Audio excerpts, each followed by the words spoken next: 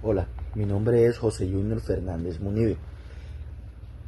En este video presentaré la evolución de la política en el marco de la educación inclusiva, tanto a nivel internacional como en Colombia, desde la década de 1960 hasta el año 2020. Desde 1960 hasta 1969, en esta década, a nivel internacional, se reafirmó el derecho de todos los niños a la educación, Declaración de los Derechos del Niño. En 1966 se firmó el Pacto Internacional de los Derechos Económicos, Sociales y Culturales. En Colombia, la educación especial era desde una perspectiva asistencial y no existía legislación específica. La inclusión aún no era un término usado. En esta época el país vivía bajo el Frente Nacional.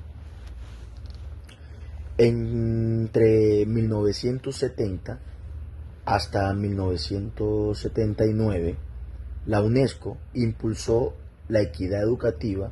En 1974 se recomendó una educación orientada a la paz y la cooperación.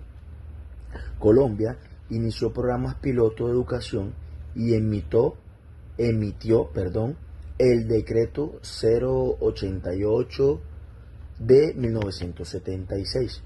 La inclusión se entendía como rehabilitación y se empezaron a crear escuelas especiales públicas.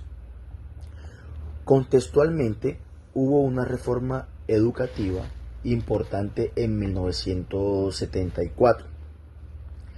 Desde 1980 hasta 1989, las Naciones Unidas proclamaron el decenio para las personas con discapacidad. En 1981 se adoptó la Declaración de los Derechos de los Impedidos. Colombia consolidó programas de educación especial y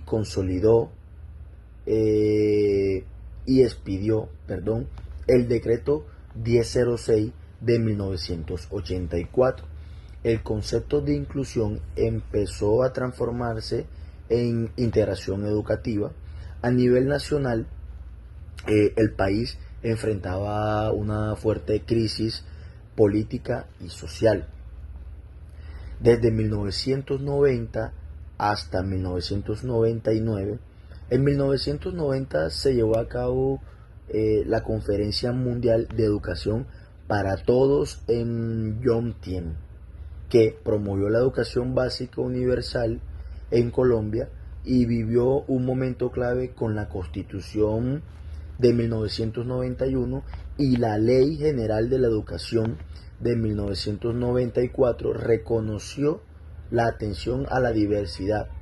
Aquí la inclusión seguía vinculada a la discapacidad, pero con un enfoque legal y educativo más claro.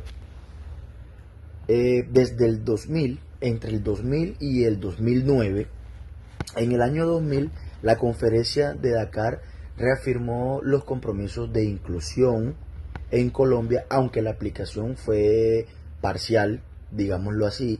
Se comenzaron a formular políticas de educación inclusiva dentro de los planes decenales, ¿cierto? En el cual el concepto de inclusión empezó a alejarse de la simple integración y el desplazamiento forzado por el conflicto armado marcó fuertemente el sistema educativo.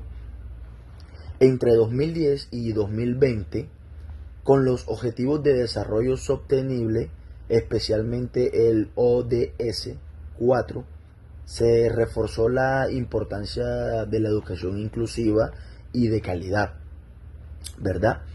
Colombia ratificó la convivencia entre los derechos de las personas con discapacidad de 2011 y en 2017 se aprobó el decreto 1421, que regula la atención educativa inclusiva, ¿cierto?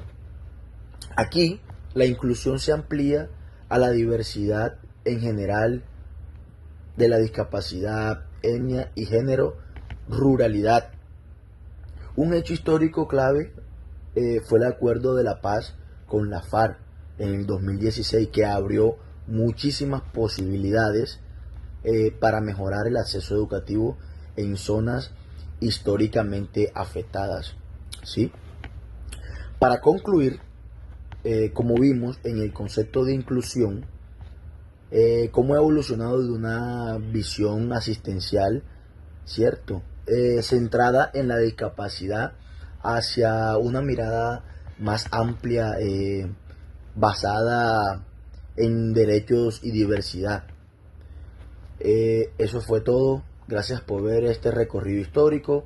Espero haya sido muy útil para comprender cómo se ha construido el camino hacia la educación verdaderamente inclusiva. Muchísimas gracias.